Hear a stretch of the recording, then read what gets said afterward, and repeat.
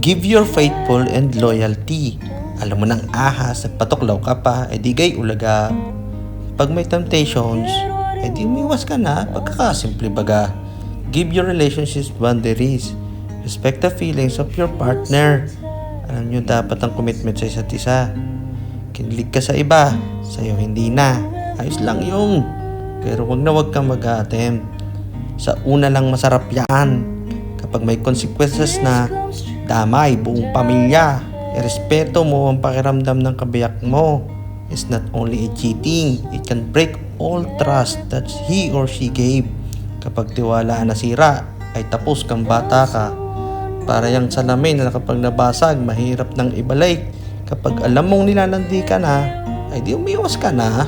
Tigilan ang pagbibigay ng numero ng cellphone at ipaalam na may asawa at anak ka na. Ngayon lang kasimple. Kapag may problema, pag-usapan nyo na mag-asawa. Huwag magpa-comfort sa iba. Hindi ka kiri. Hanggat maaari, umiwas sa ibang lalaki o babae. Protektahan nyo ang relasyon nyong pinaghirapan nyong mabuo ng matagal na panahon. Sayang yun.